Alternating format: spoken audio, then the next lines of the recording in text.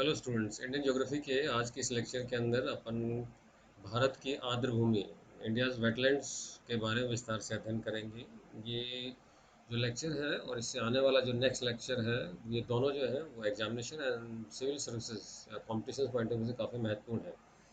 काफ़ी सारे क्वेश्चन इनके अंदर बनते हैं। नेक्स्ट लेक्चर के अंदर अपन जो रामसर कन्वेंशन के बारे में विस्तार से अध्ययन करेंगे।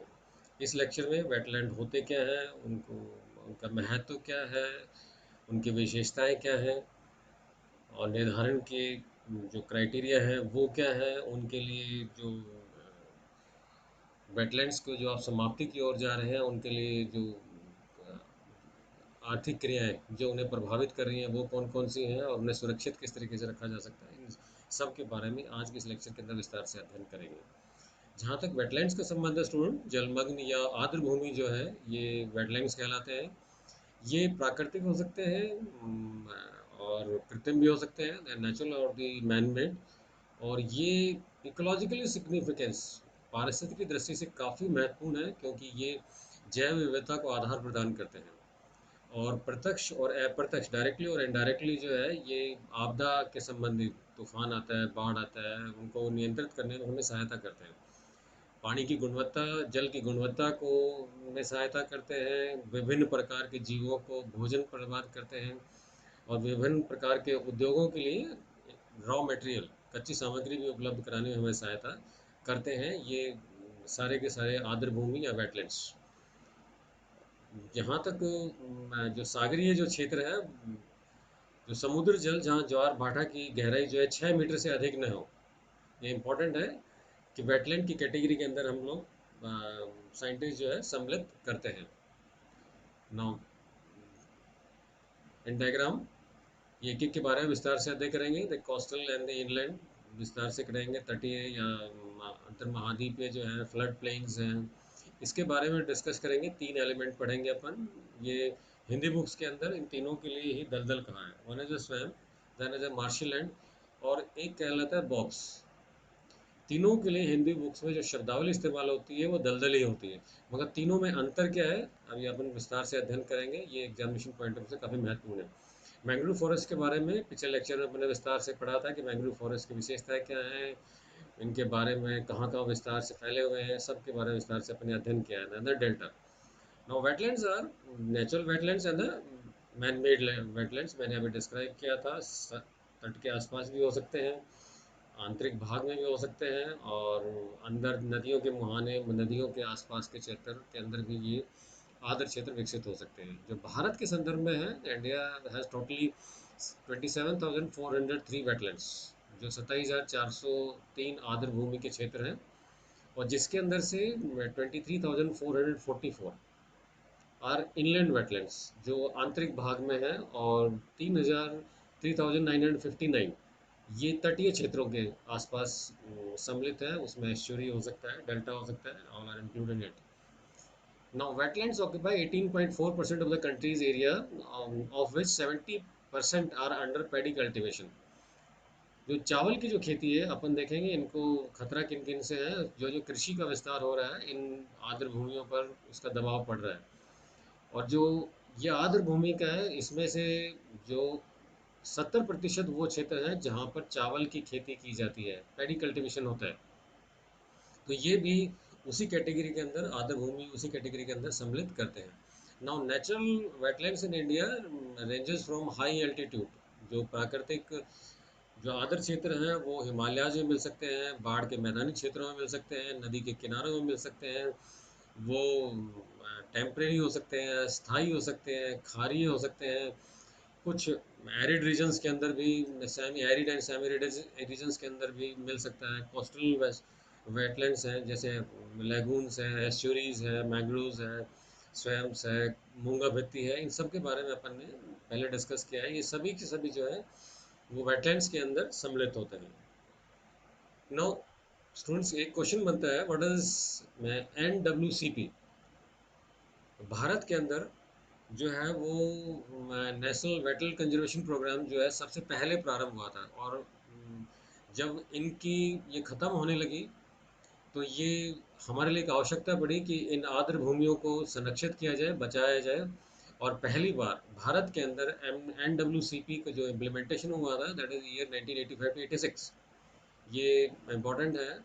और उस समय जो भारत के अंदर जो है वो 115 वेटलैंड्स आर्द्र भूमियों को चिन्हित किया गया था मिनिस्ट्री ऑफ एनवायरनमेंट के बाद। और माना गया कि इन जो 115 जो आर्द्र क्षेत्र हैं इन्हें संरक्षित किया जाए। और उसके बाद जो है जो NWCP जो है वो नेशनल वेटलैंड कंजर्वेशन प्रोग्राम है, इसके कुछ उद्देश्य निर्धारित किए गए और उन्हीं उद्देश्यों को आगे इम्प्लीमेंटेशन के लिए राष्ट्रीय स्तर पर और प्रांतीय स्तर पर निर्देश निर्धारित किए गए। ना पहला जो उद्देश्य था, that is conservation of the wetland prevent to further degradation. क्योंकि ये अभी मैंने डिस्कस किया स्टूडेंट्स, इनका अपरदन काफ़ी तेज़ी से हो रहा है, ये वेटलैंड जो है तेज़ी से ख़त्म हो रहे हैं। तो इनको बचाने के लिए प्रयास किया जाए। और बचाने का जो प्रयास है वो स्थानीय स्तर पर भी होना चाहिए, ऑल ओवर कम्युनिटीज़ को बचाने के लिए, कंजर्वेशन को, हमारी जैव विविधता को। इसका मुख्य उद्देश्य था कि वहाँ की इन सभी चीज़ों को संरक्षित किया जाए, बचाया जाए, इस दिशा में कार्य किया जाए और कदम उठाया जाए। और दूसरा जो इसका एम था, उद्देश्य था, to lay down the policy guidelines, कि इसको बचा इनको संरक्षित करने के लिए एक नीति निर्धारण किया जाए और इनको इनका संरक्षण करने के लिए, इनका मैनेजमेंट करने के लिए एक नीति बनाई जाए, वो राष्ट्रीय स्तर पर और प्रांतीय स्तर पर उसका इम्प्लीमेंटेशन किया जाए। तीसरा जो इसका एम था, टू प्रोवाइड फाइनेंशियल असिस्टेंस। ये महत्वपूर्ण था क्योंकि प्रांतों को जो है इनको संरक्षित करने के लिए धन की आवश्यकता होगी। तो ये एक फंड बनाया जाए जो उस फंड के द्वारा इस प्रोग्राम में वो स्टेट्स को जो है वो धन उपलब्ध कराया जाए और जिससे कि वो वेटलैंड्स को जो है वो आर्द्र भूमियों को संरक्षित करने सके, वो दिशा में कार्य कर सके। Now the central government is responsible, इस जो मुख्यतः जो है जितनी आर्द्र भूमियाँ जो उस वक्त 1985 के आसपास जो 115 भूमि थी, इनको संरक्षित करने का जो मुख्य जो कार्य है और जो मुख्य रिस्पॉन्सिबिलिटी है वो सेंट्रल गवर्नमेंट की है। मगर सेंट्रल गवर्नमेंट जो है वो कोऑर्डिनेट जो करती है विद स्टेट गवर्नमेंट्स, और इनको संरक्षित करने, कंजर्वेशन करने के लिए विभिन्न प्रोग्राम जो है वो निर्धारित किए गए। और ये प्रोग्राम जो है अंतर्राष्ट्रीय और राष्ट्रीय स्तर पर हो, और इन प्रोग्राम को इम्प्लीमेंट करने के लिए जो है वो निर्देश भी निर्धारित दिए गए, फाइनेंशियल असिस्टेंस दी गई और तकनीकी सहायता भी जो है प्रांतों को उपलब्ध कराई गई। क्योंकि since the land resources belongs to the state and the union territory, क्योंकि ये जो आर्द्र भूमि के जो क्षेत्र हैं, you take the example of Rajasthan, और उसमें सबसे महत्वपूर्ण जो है वो अभी अपन पढ़ेंगे, रामसर कन्वेंशन के अंदर भी उसे बहुत महत्व दिया गया है, that is Kaila Devi national park. हमारा भरतपुर की जो बर्ड सेंचुरी है ये बहुत महत्वपूर्ण है अंतर्राष्ट्रीय दृष्टि से। तो ये स्टेट के अंदर पड़ती है। तो स्टेट जो गवर्नमेंट है उसे इसे इसको इसका जो प्रशासन है, एडमिनिस्ट्रेशन है, are responsible for the management of the wetlands. और उसे निर्देशित किया गया कि जो भारत की जो है वो NWCP जो पॉलिसी है, इसे आप लागू कीजिए और इस दिशा में जो है कार्य प्रारंभ कीजिए। ना क्वेश्चन ये आता है स्टूडेंट्स कि वेटलैंड्स का जो है क्राइटेरिया, इनको आइडेंटिफाई कैसे करेंगे, या इनको निर्धारण के लिए जो राष्ट्रीय स्तर की हैं और अंतर्राष्ट्रीय स्तर की जो जो आर्द्र भूमि के जो क्षेत्र हैं, इन्हें निर्धारण के लिए मापदंड क्या क्या है।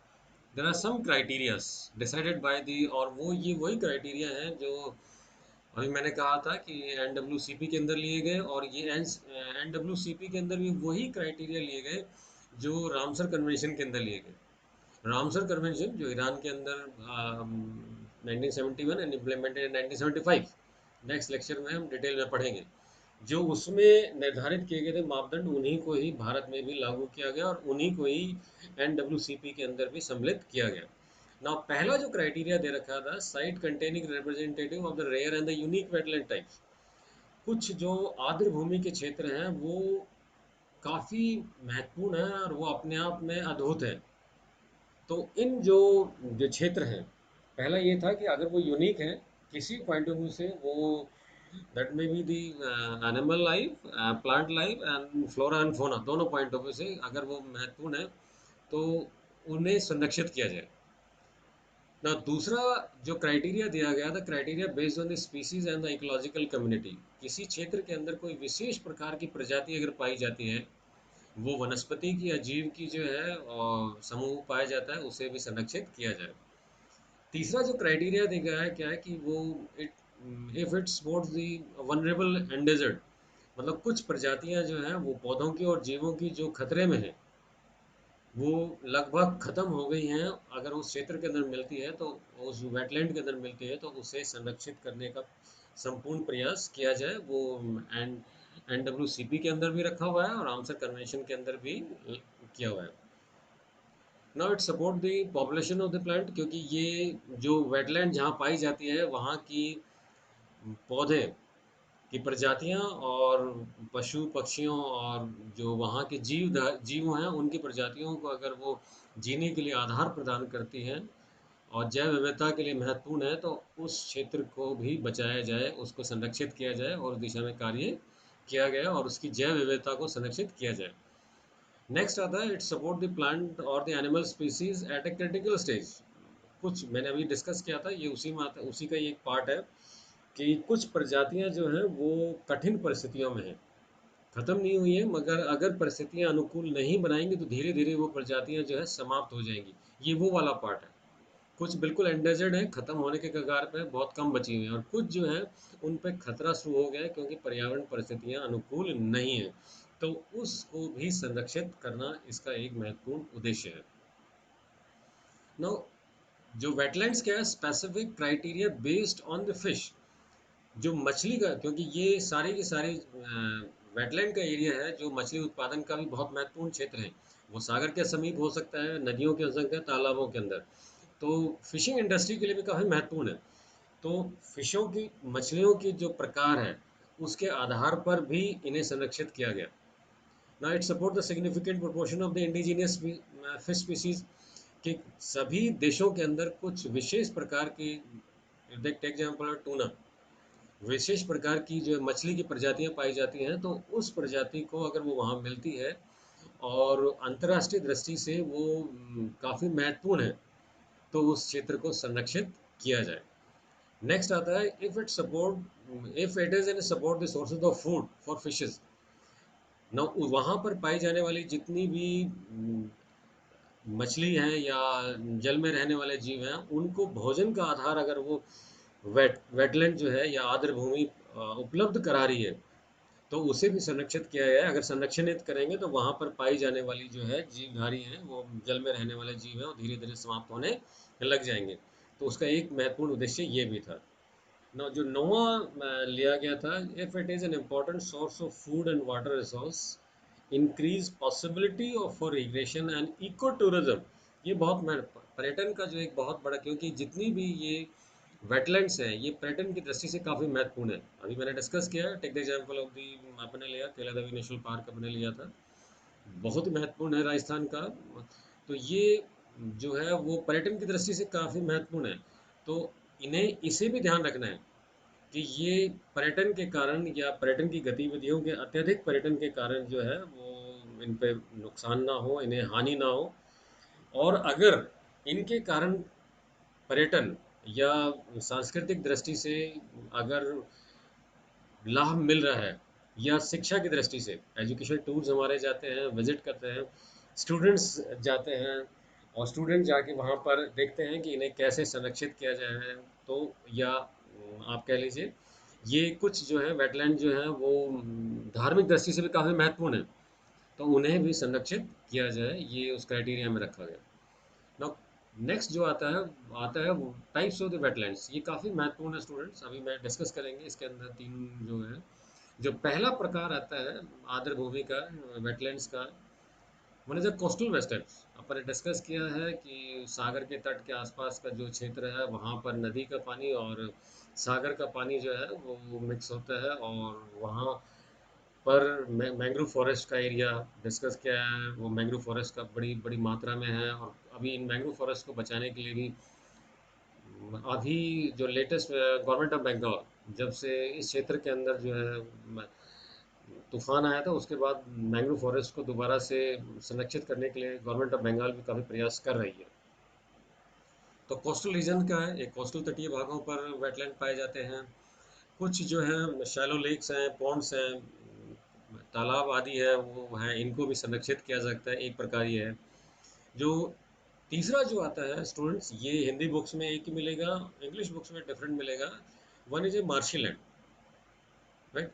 और दूसरा आता है स्वैम्प्स, और तीसरा आता है box, right. Swamps, box and the marshlands, ये तीनों के लिए एक ही शब्द इस्तेमाल किया गया है। वो शब्द जो इस्तेमाल किया है वो दलदल किया हुआ है, बट तीनों में तीनों डिफरेंट है। Now first is a marshland. ये जो एरिया है मार्शलैंड है, ये दलदली भूमि है। इसका मुख्य जो करेक्टर है, वो वो पौधे हैं जो कि नॉन वुडी हैं, अर्थात वो वाले पार्ट है जिनका तना जो है वो लकड़ी की दृष्टि से काफ़ी कठोर नहीं है, ये वो वाला पार्ट है। तो ये जो चीज़ है नॉन वुडी वाला जो पार्ट है, हर्बाकेस जो वनस्पति है, ये इसको जो मार्श जो स्वैम्प है उससे अलग करती है। ये दोनों में ये मुख्य अंतर है। तो जो मार्शी लैंड्स है, इसमें वनस्पति का जो प्रकार होगा, जो वो नॉन वुडी होगा, वो कठोर नहीं होगी वनस्पति। And you take the example, इस क्षेत्र के अंदर जो है वो घास, विभिन्न प्रकार की घासों के प्रकार इसके अंदर देखने को आपको मिलेंगे। ये सबसे बड़ा इसका करेक्टरिस्टिक्स है, और दलदल विकसित होते हैं। नौ जो स्वैम्प्स हैं, they are filled primarily of the water input of the dominate by the trees. ये दूसरा एक बड़ा महत्वपूर्ण है कि जो फ्लड प्लेन वाला इलाका है, फ्रेश वाटर वाला जो क्षेत्र है, अंदर जो गंगा के जमुना के मैदान का बाढ़ का जो क्षेत्र है, काफ़ी सारा तराई वाला जो रीजन है। Take the example from the, अपन ने पहले वाला डिस्कस किया, तराई वाला जो रीजन है जो घना वनस्पति से ढका हुआ है, यहाँ के जो दलदल हैं स्वयं जो कहलाते हैं, यहाँ पर जो वनस्पति पाएगी वो वृक्षों के रूप में पाएगी। यहाँ पर ये वनस्पति है, और जो कि पहले वाले पार्ट में था, दैट इज नॉन वुडी। और ये वाले जो हैं इसमें लकड़ी का काफ़ी विशेषता है, और लकड़ी जो है कठोर मिलेगी और वृक्षों की मात्रा अधिक मिलेगी। एक महत्वपूर्ण जो आता है बॉक्स कहलाता है। ये box are water logging peatlands in the out lakes basin. ये बेसिकली जो डिफरेंस आता है इसमें सैलिनिटी बहुत महत्वपूर्ण आता है। इसमें जो है वो जो बॉक्स जो दलदल वाला पेट है, ये आंतरिक भूमि के क्षेत्र हैं जिनके अंदर की क्षारीयपन, सैलिनिटी सर्वाधिक मिलेगी, सबसे अधिक मिलेगी। और यही सैलिनिटी जो है दोनों चीज़ों से, मार्शलैंड्स एंड द स्वैम्प से, बॉक्स को अलग करती है। तो तीनों बिल्कुल डिफरेंट है।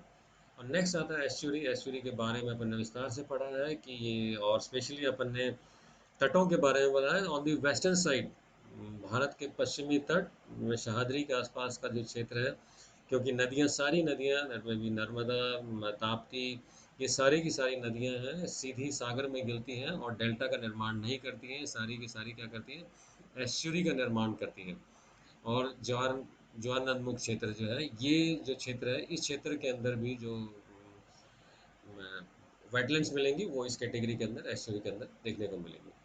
नाउ नेक्स्ट आता है, what are the importance of these wetlands. इनका महत्व क्या है, इन्हें संरक्षित क्यों करें, ये हमें क्या लाभ देते हैं, इनके कारण हमें पारिस्थितिक दृष्टि से क्यों महत्वपूर्ण है।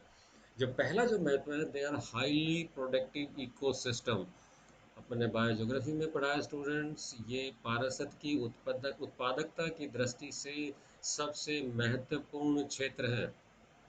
और ये विभिन्न जीवों की जातियों प्रजातियों को आधार प्रदान करती हैं वेटलैंड्स। तो दे आर हाईली प्रोडक्टिव। और इसका उदाहरण ये लिए, नियरली 2/3 ऑफ द फिश जो इंडस्ट्री है, जो मछली का उत्पादन है, वो इन्हीं जो है वेटलैंड से हमें प्राप्त होता है। और मछली के लिए जो भोजन जो है वो इन्हीं क्षेत्रों में मिलेगा। तो दे आर वेरी प्रोडक्टिव, उत्पादकता की दृष्टि से काफ़ी महत्वपूर्ण है। और इससे एक सबसे बड़ा उदाहरण जो है फिश हार्वेस्टिंग है।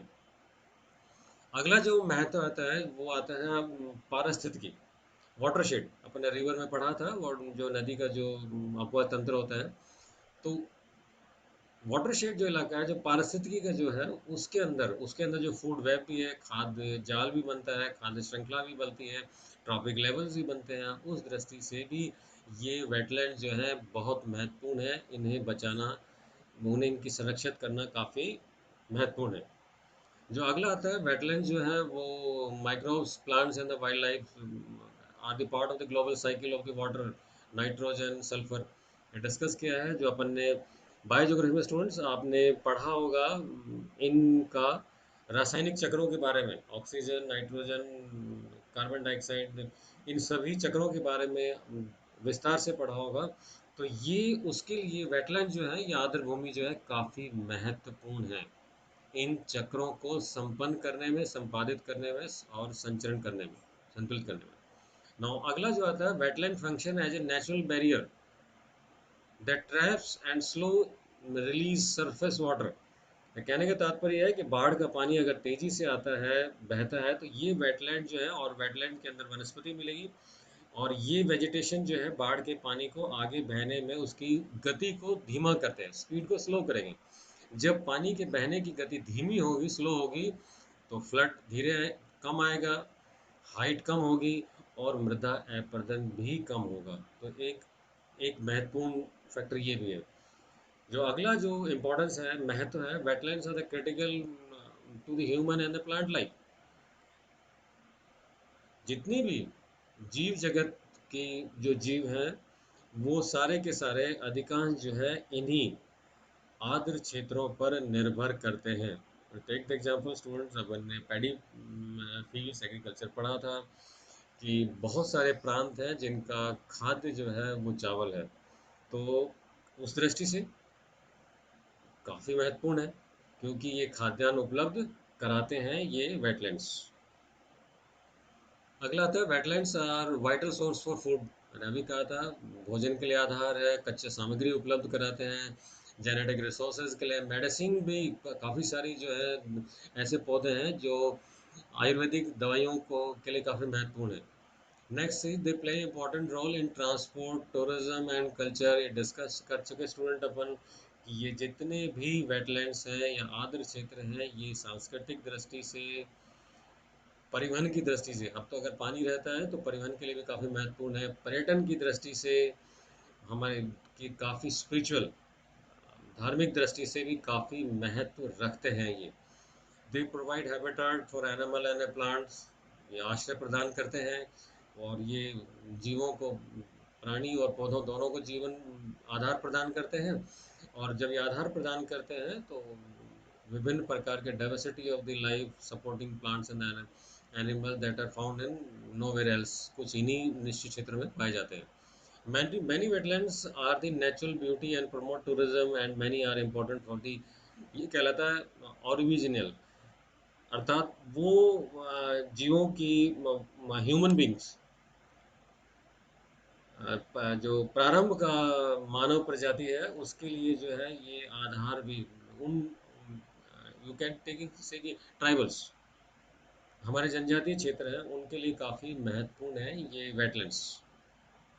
Next is the wetland also provide important benefits for the industry. मैंने कहा इनसे सबसे हमें कच्ची सामग्री प्राप्त होती है और दैट में be the fish and industry, that में be the other industries, rice के लिए भी आया, एग्रीकल्चर के डिफरेंट प्रोडक्ट्स हैं वो सारे के सारे इनसे हमें प्राप्त, वेटलैंड से ही हमें प्राप्त होते हैं। नाउ इनको, इन वेटलैंड्स को जो है वो नुकसान किससे है, थ्रेट्स क्या हैं जिनके कारण की ख़त्म हो रही हैं और हमें सावधानी रखें। पहला है अर्बनाइजेशन, अपने डिस्कस किया था कि नगरीकरण तेज़ी से बढ़ रहा है और ये नगरीकरण जो है के कारण जो है तीन गतिविधियाँ, वो आवासीय गतिविधियाँ, वो औद्योगिक गतिविधियाँ और वो व्यावसायिक गतिविधियाँ में तेज़ी से वृद्धि होती है और इन तीनों के लिए पानी की आवश्यकता पड़ेगी, रहने की आवश्यकता पड़ेगी और इसका सीधा प्रभाव जो है वो इन वेटलैंड्स पे पड़ता है। एग्रीकल्चर, कृषि, मैंने डिस्कस किया था कि कृषि का जो है विस्तार तेज़ी से बढ़ रहा है और तेज़ी से बढ़ने के कारण जो है वो ये वेटलैंड्स जो हैं वो तेज़ी से ख़त्म हो रहे हैं। For example expansion of the paddy fields.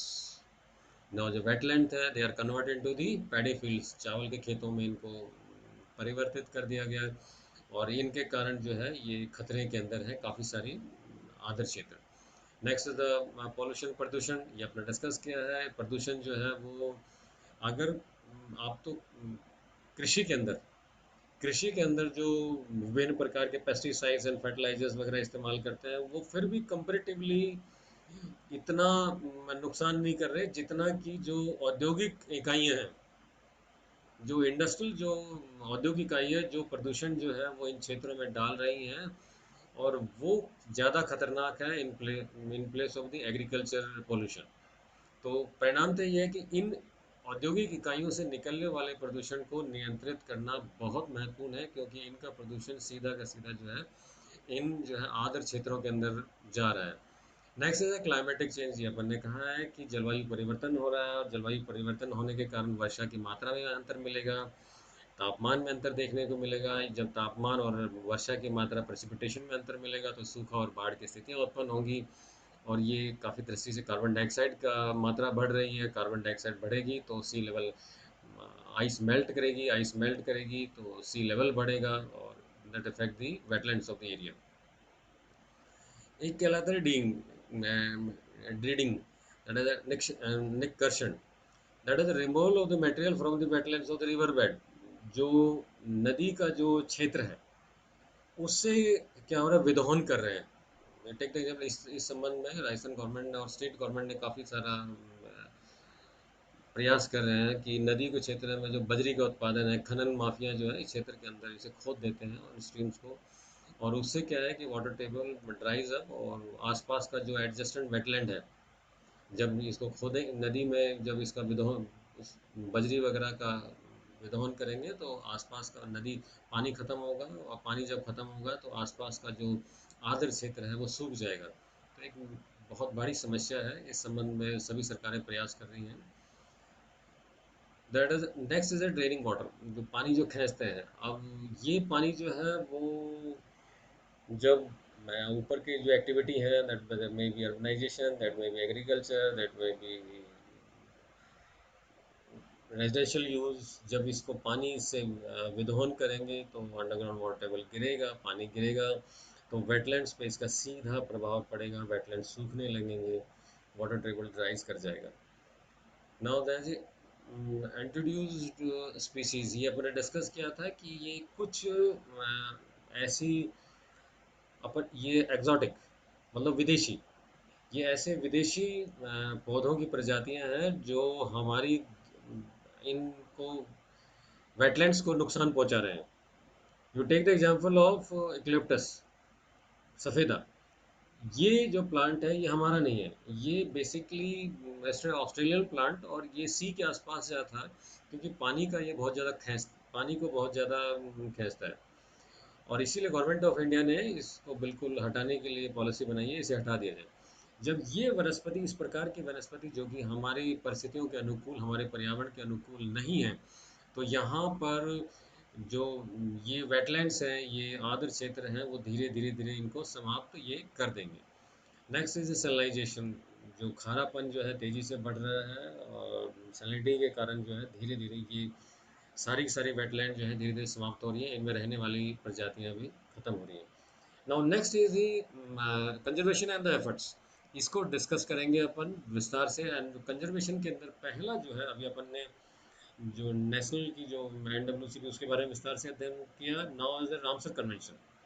Now Ramsar convention जो है 1971 में हुआ था, 1975 से इम्प्लीमेंटेशन स्टार्ट हुआ था। और रामसर कन्वेंशन का जो मुख्य उद्देश्य यही है कि विभिन्न देशों के अंदर जो है वो जितनी भी वेटलैंड्स पाई जाती हैं उनको संरक्षित किया जाए, उनकी दिशा में संरक्षण करने का प्रयास किया जाए, ताकि और जो डेवलपमेंट किया है वो सस्टेनेबल डेवलप विकास किया थ्रू आउट द वर्ल्ड। इस पे फोकस किया गया है। रामसर कन्वेंशन का बारे में विस्तार से नेक्स्ट लेक्चर के अपन डिटेल से अध्ययन पढ़ेंगे। रामसर कन्वेंशन के अंदर ही एक आता है मॉन्ट्रेक्स रिकॉर्ड। ना मॉन्ट्रेक्स रिकॉर्ड जो है रामसर लिस्ट के अंदर से, मॉन्ट्रेक्स रिकॉर्ड के अंदर जो है वही साइट जाती हैं, उन्हीं आदर क्षेत्रों को सम्मिलित कर किया जाता है जो अंतर्राष्ट्रीय दृष्टि से काफ़ी महत्वपूर्ण है। Now students, you take the example of Bharat के संदर्भ में, भारत हमारे यहाँ से दो ही वेटलैंड्स हैं जो मॉन्ट्रेक्स रिकॉर्ड में गई हुई हैं, and one is the Kailadevi national park Bharatpur का, एंड तीसरा जो है लोकटक लेक, दूसरी जो है लोकटक लेक मणिपुर। ये दो ही साइट्स हैं जो कि मॉन्ट्रेक्स रिकॉर्ड में सम्मिलित की गई हैं। चिल्का लेक को सम्मिलित करने का प्रयास चल रहा था मगर अभी हुआ नहीं है। तो मॉन्ट्रिक्स रिकॉर्ड जो है it is maintained as a part of the Ramsar list. Ramsar list से ही मॉन्ट्रिक्स रिकॉर्ड में जाता है। इस मॉन्ट्रिक्स रिकॉर्ड के बारे में भी अपन इन दोनों के बारे में Ramsar convention and the Montreux record के बारे में नेक्स्ट लेक्चर में काफ़ी विस्तार से अपन अध्ययन करेंगे। Thank you.